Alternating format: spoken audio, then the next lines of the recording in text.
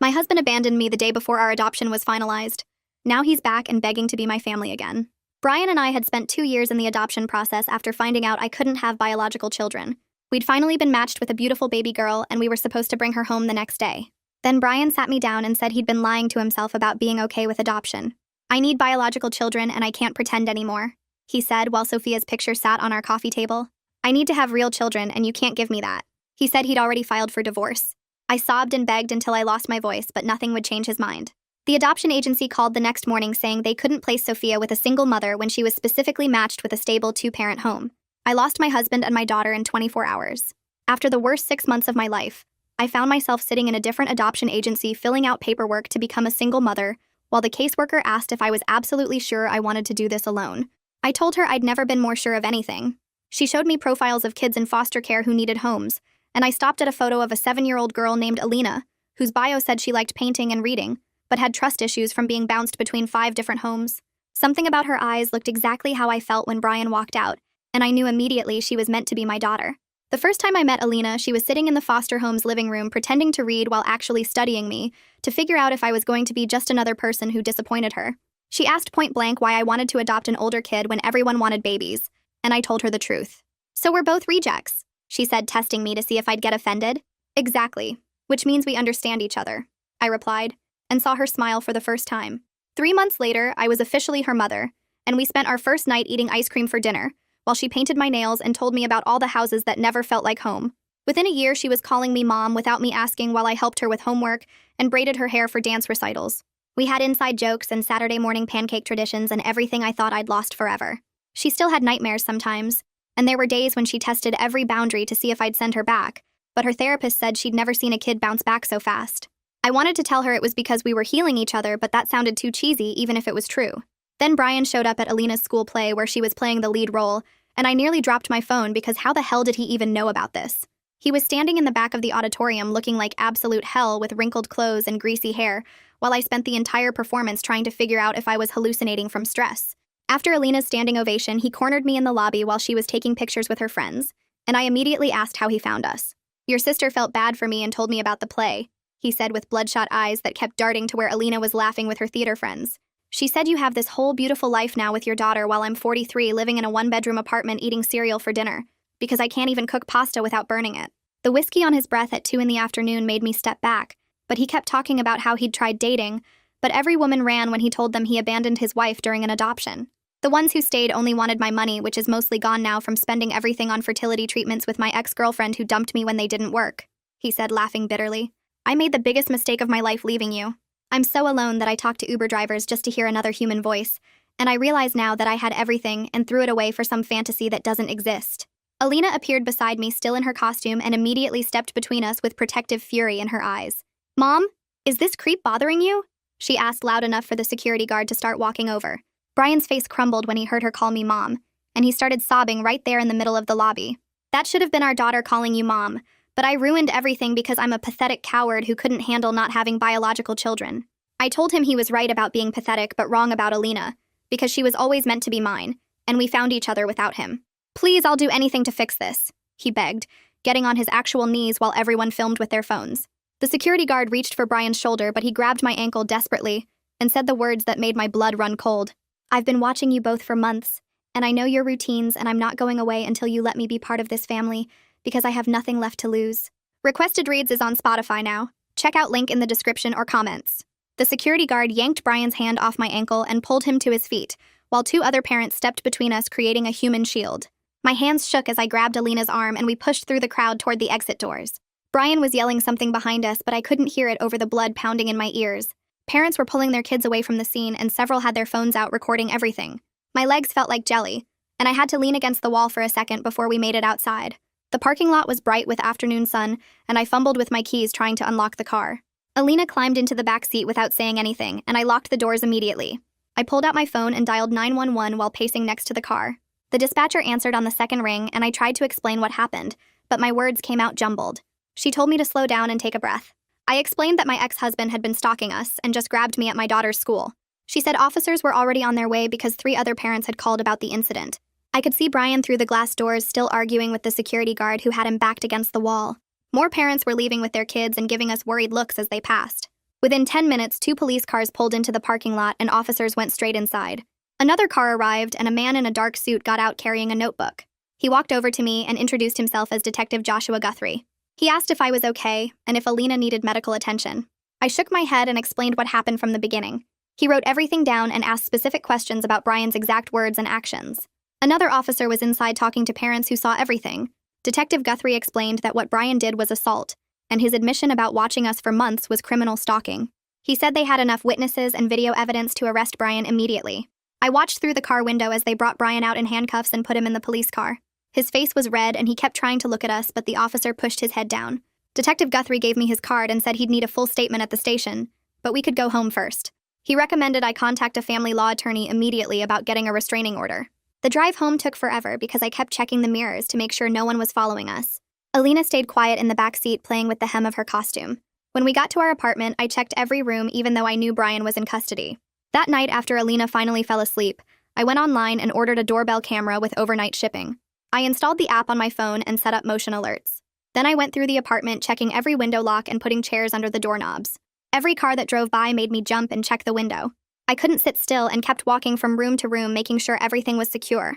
Around midnight, I finally tried to sleep but kept getting up to check on Alina and look out the windows. The next morning, I called the number Detective Guthrie had given me for Sienna Webster. Her assistant said she could see me that afternoon for an emergency consultation. I dropped Alina at the school and explained to the office staff what happened. They said they'd keep her inside during recess and make sure no one picked her up except me. At the attorney's office, Sienna listened to my story and looked at the police report Detective Guthrie had already sent over. She said we needed to file for an immediate restraining order based on Brian's threats and the physical assault. She explained the process would take a few weeks, but we could get a temporary order within days. She helped me write out a declaration describing everything that happened, including Brian's admission about stalking us. That evening, I sat down with Alina at the kitchen table. I explained that Brian was someone from my past who was confused and that the police were making sure he stayed away from us. She listened without interrupting, then asked if we needed to pack go bags like she used to in foster care. My heart broke hearing her say that, but I told her we were safe in our home. She nodded, but I could see she didn't fully believe me. The next day, River Kavanaugh called me personally. He said he'd heard about the incident and wanted to discuss new safety measures at the school. They were implementing a pickup password that only I would know, and Alina would wait in the office until I arrived.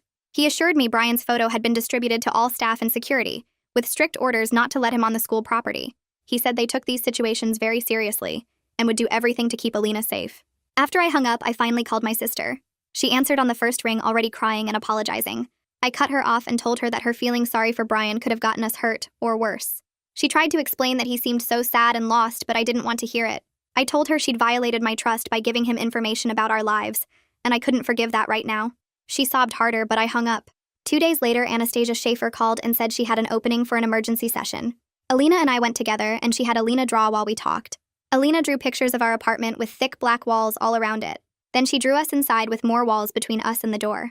Anastasia explained that Alina was processing the trauma and trying to create safety in her drawings. She helped me understand how to support Alina without letting my own fear make things worse. She said kids pick up on adult anxiety, and I needed to project calm even when I didn't feel it.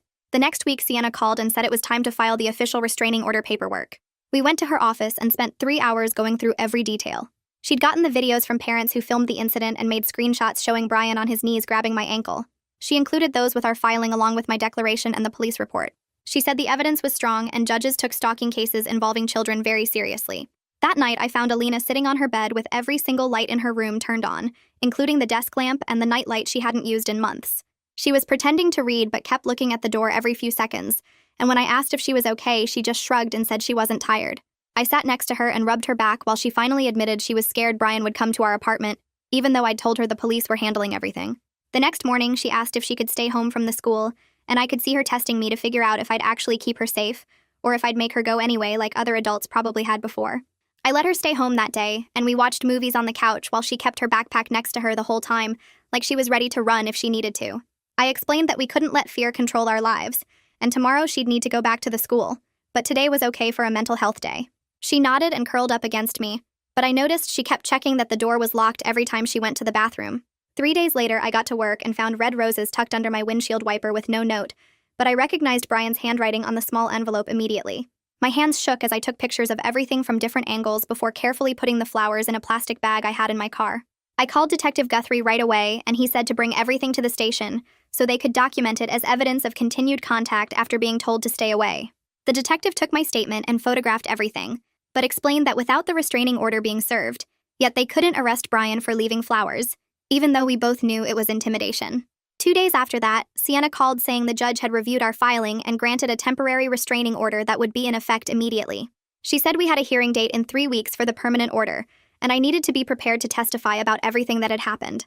I felt relief washing over me, but she warned that the order was just paper until Brian actually got served with it and knew he was legally required to stay away. That same afternoon, my phone buzzed with texts from my sister saying how sorry she was and how guilty she felt about telling Brian where we were.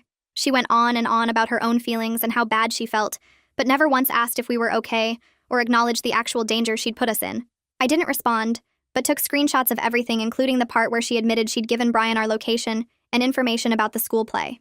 Later that evening, I was scrolling through social media when I noticed several new follow requests from accounts with no profile pictures and weird usernames.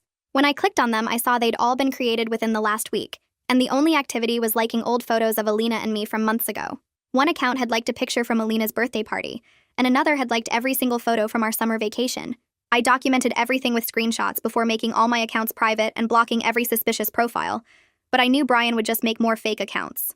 The next morning, Detective Guthrie called me back and explained that until Brian was officially served with the restraining order, they could only document his violations but couldn't actually arrest him. He said it was frustrating for everyone, but the law had specific requirements, and stalking cases often had to build up evidence over time before real action could be taken. I wanted to scream at the unfairness of it all, but instead I thanked him and focused on keeping detailed records of everything. A few days later, Alina's teacher emailed me with concerns about changes in her behavior at the school. She said Alina was keeping her backpack fully packed at her desk, instead of using her cubby, and wouldn't participate in group activities anymore. The teacher noticed Alina watching the door constantly and asked if everything was okay at home. I called the school and explained the situation without going into too much detail, and we worked out a plan where Alina could keep her backpack with her if it made her feel safer. That Thursday at 2 in the morning, I woke up to a notification from our doorbell camera, and when I checked the app, my blood ran cold. The footage showed Brian's car driving slowly past our apartment building, and in the clearest frame you could see him looking directly at our windows. His license plate was visible, and the timestamp showed he'd driven by 3 times in 10 minutes. I saved the video immediately and uploaded it to the cloud before sending it to both Sienna and Detective Guthrie with a message about this latest violation. The next week, Sienna had me come to her office to prepare for the restraining order hearing and explained that Brian would probably have an attorney trying to minimize his behavior. She coached me on staying calm and sticking to facts when I testified, instead of getting emotional, even though the whole situation made me want to cry and scream at the same time. She said judges responded better to clear evidence than emotional pleas, and we had plenty of evidence thanks to my documentation. That same day, my phone rang from an unknown number, and when I didn't answer, it immediately rang again from a different number. The voicemail started piling up with Brian's voice alternating between crying and apologizing in one message, then angry and blaming me for ruining his life in the next. One message said I was being cruel for keeping him away from the family he deserved, and another said he was sorry for everything and just wanted to talk. I didn't listen to most of them all the way through, but saved every single one and spent an hour transcribing the important parts for our evidence file. The next morning, River called me into his office before school started and showed me the new pickup system they'd put in place where Alina would wait in the main office instead of the regular pickup area until I walked inside to get her. She wasn't happy about being different from the other kids when I explained it to her that afternoon, and kept asking why she couldn't just wait outside like everyone else, but I told her it was just for a few weeks until things got sorted out. My sister texted me that night saying she wanted to help fix what she'd done and offered to write a statement for the court about Brian's drinking and how bad he looked when she'd talked to him.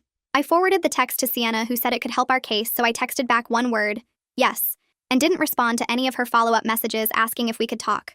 2 days later, my work email dinged with a message from Brian's personal account, and the subject line alone made my stomach turn because it just said, Sophia, over and over like he'd typed it 20 times.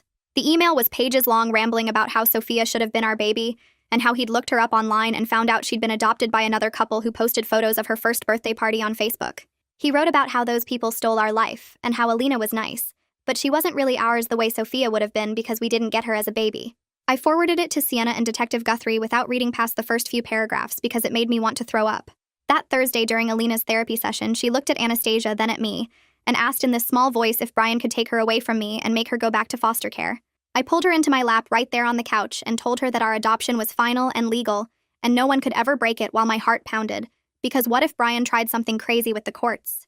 Anastasia helped explain how adoption worked, and that Brian had no legal rights to her, but I could see Alina wasn't totally convinced and kept holding my hand tighter than usual. Friday afternoon, Detective Guthrie called to tell me they'd finally served Brian with the temporary restraining order at his apartment complex that morning. He said Brian had answered the door drunk at 11 in the morning and started crying when he saw the papers but took them without a fight. The detective warned me that people often got worse after being served because now it was real and official, and Brian might try to reach out more desperately. That weekend, Alina woke up screaming at 2 in the morning for the first time in months, sobbing that someone was taking her away and she couldn't find me. I held her while she shook and we went to the kitchen to make hot chocolate even though it was the middle of the night. She sat on the counter while I heated the milk and I reminded her about all the people keeping us safe, including the police and the lawyers and the school.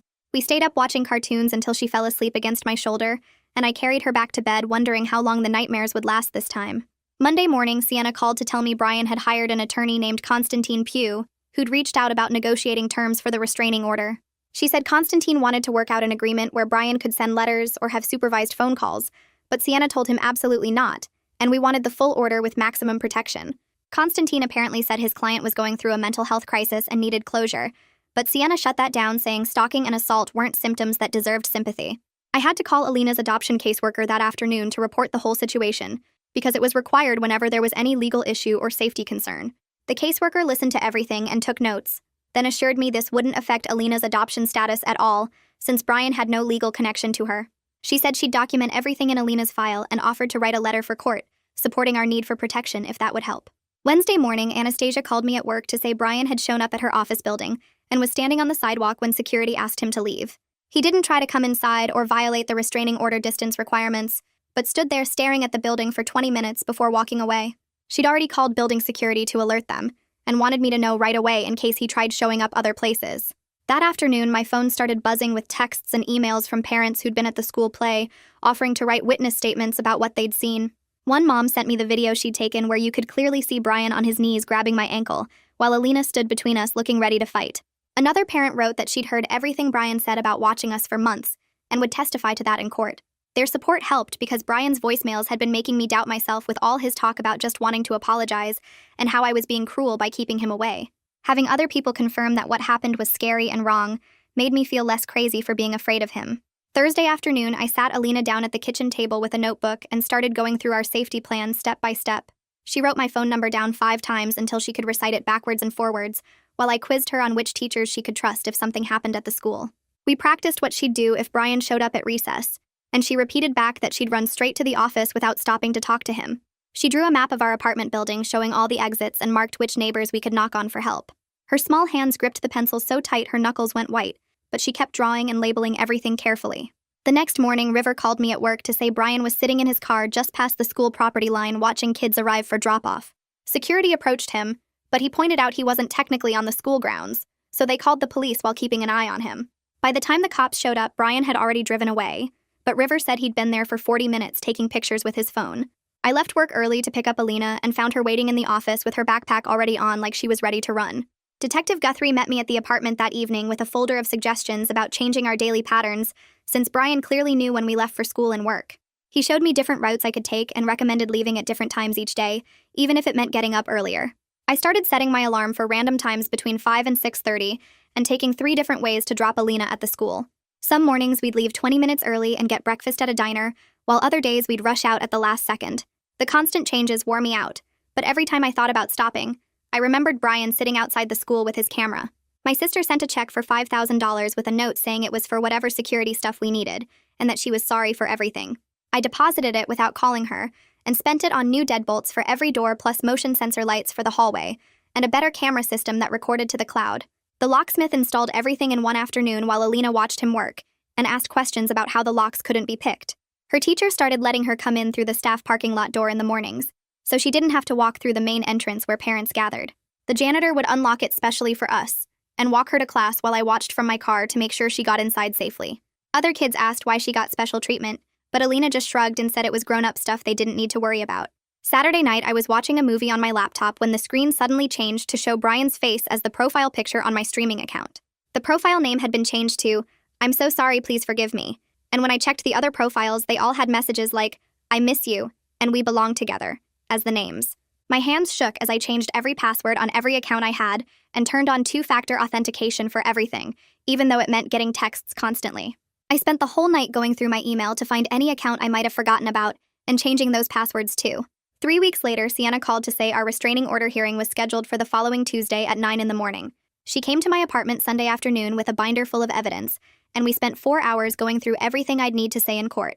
She had me practice describing the school incident over and over until I could tell it without crying or getting too angry to speak clearly. Tuesday morning, I put on my most professional outfit and drove to the courthouse with my stomach churning, so bad I thought I might throw up. The courtroom was smaller than I expected, with wood paneling and uncomfortable benches that made my back hurt within minutes. Brian sat at a table with Constantine, looking like he'd lost 20 pounds since the school play, and his suit hung loose on his shoulders. When the judge called me to testify, I walked to the witness stand on legs that felt like jelly, and raised my right hand to swear I'd tell the truth. Sienna stood at her table and guided me through questions about every single thing Brian had done, from showing up at the play to hacking my accounts. My voice cracked when I described him grabbing my ankle, but I kept going through the list of violations and threats. The judge took notes while I talked, and sometimes asked me to repeat dates or clarify details about specific incidents. After an hour of testimony, my throat was dry and my hands were cramped from gripping the edge of the witness box so hard. My sister took the stand next, and I could see her hands shaking as she described Brian showing up drunk at her apartment, begging for information about us. She told the judge about his drinking getting worse, and how he'd talk for hours about getting our family back no matter what it took. Her voice got stronger as she testified about feeling guilty for telling him about the play, and seeing how that one mistake had put us in danger. Constantine stood up for his turn and tried to make Brian sound like a sad man who just wanted to apologize for past mistakes. He talked about Brian's depression and loneliness, but the judge cut him off to point out that mental health problems didn't excuse stalking and assault. Constantine tried again, saying Brian never meant any real harm, but the judge pulled up the photos of Brian's hand wrapped around my ankle at the school. The evidence was right there in full color, showing Brian on his knees grabbing me while my daughter stood between us looking terrified. The judge looked at Brian and asked if he had anything to say, but Brian just stared at the table and shook his head. After 20 minutes of reviewing everything, the judge granted a 3-year restraining order with strict provisions that Brian had to stay 500 feet away from our home, my work, and Alina's school. He also ordered Brian to complete alcohol counseling within 60 days and to surrender any firearms to the police within 48 hours.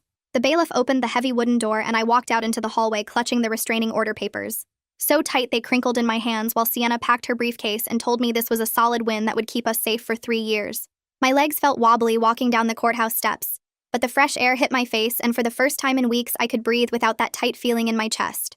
Alina was waiting at her after-school program, and when I picked her up, I showed her the official court stamp on the papers and explained that Brian had to stay away, or the police would arrest him immediately.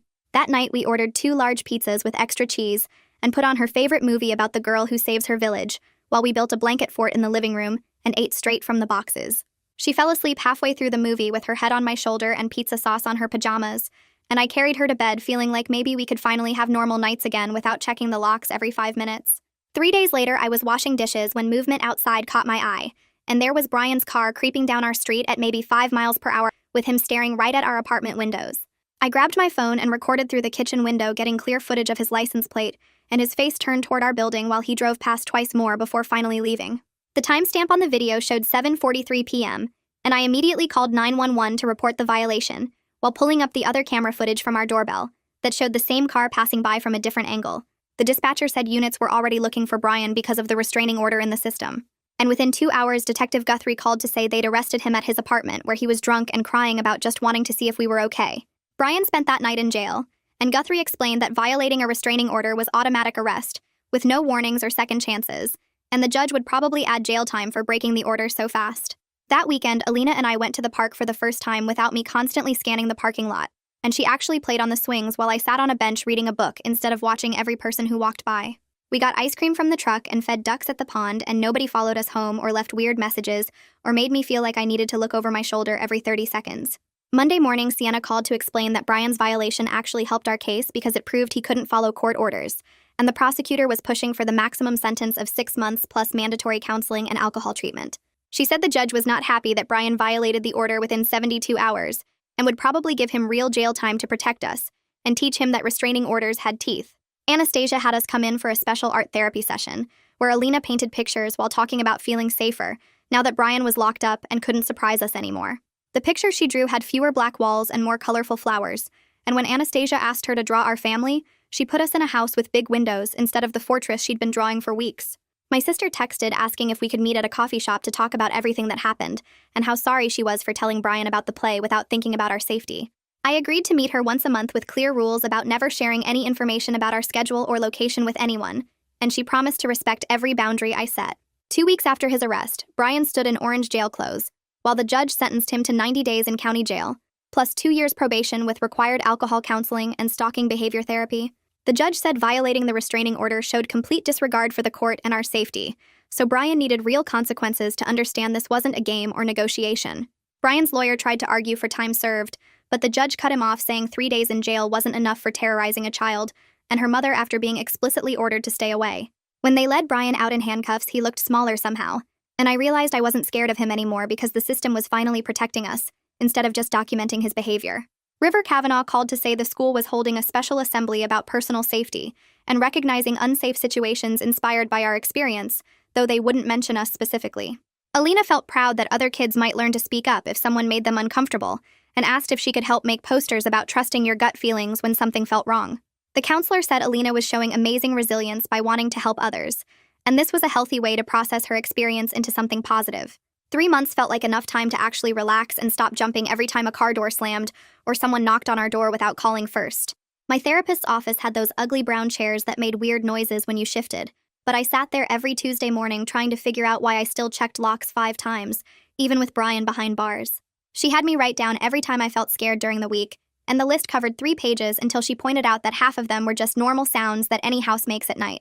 We worked on breathing exercises that felt stupid at first, but actually helped when I caught myself staring at the doorbell camera for 20 minutes straight. Alina came home from the school one afternoon and asked if we could throw a party for her play, since the real celebration got ruined by Brian showing up. I called 3 of her friends' moms and organized a small gathering at our apartment with a cake shaped like theater masks, and everyone wearing costume pieces from their dress-up bins. She performed her big monologue again in our living room while her friends cheered and threw confetti we'd be finding for weeks. The prosecutor called to tell me Brian was getting released after his 90 days, but going straight to a treatment facility for 6 months as part of his probation deal. Sienna said she'd monitor everything through the court system and make sure he stayed compliant with all the requirements, including the no-contact order. Detective Guthrie stopped by to officially close our active case file, but left his direct number and promised they'd respond fast if Brian tried anything. He said most stalkers gave up after real jail time, but to stay careful anyway since Brian had shown such obsessive behavior before. I noticed Alina stopped keeping her backpack by her bed and actually unpacked it completely for the first time since the whole mess started. She even asked if we could paint her room a new color for summer, which meant she was thinking about the future instead of being ready to run. My sister started picking up groceries for us every Sunday, and dropping Alina at dance class on Wednesdays without me having to ask. She never pushed for more than I offered and always texted before coming over instead of just showing up like she used to. A thick envelope arrived from Brian's treatment facility with his therapist's letterhead, but I didn't even open it before filing it in the folder with all the other legal documents. Sienna said I had no obligation to read anything from his treatment team, and maintaining no contact was the healthiest choice. The school held their end-of-year awards ceremony in the same auditorium where Brian had grabbed me, but this time I watched Alina walk across that stage to get her Art Achievement Award without scanning for threats. She held up her certificate and smiled so big while I took pictures from the same spot where everything went crazy months ago. One morning I realized I'd gone 2 whole weeks without checking the doorbell camera first thing when I woke up. The safety stuff was still there, but it felt like wearing a seatbelt instead of armor now. Alina found me organizing her school papers and asked the question I'd been dreading since Brian showed up at her play. "Is that man ever going to be my dad?" she asked while coloring at the kitchen table. I sat down next to her and told her no. She already had all the family she needed right here with me. She nodded and went back to her drawing, adding flowers around the edges. "Good. I like it better with just us," she said without looking up. My chest got tight, but in a good way this time. 6 months passed and I found us a new place across town with better schools and a small yard where Alina could paint outside. The moving truck pulled up on a Saturday morning and my sister showed up with coffee and donuts even though I hadn't asked her to come.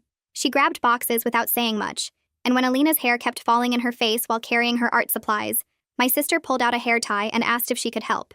Alina stood still while my sister braided her hair the same way she used to braid mine when we were kids, and I watched them from the doorway pretending to check my phone. We unpacked everything that weekend, and Alina picked the bedroom with the window facing the backyard where she could watch birds while drawing.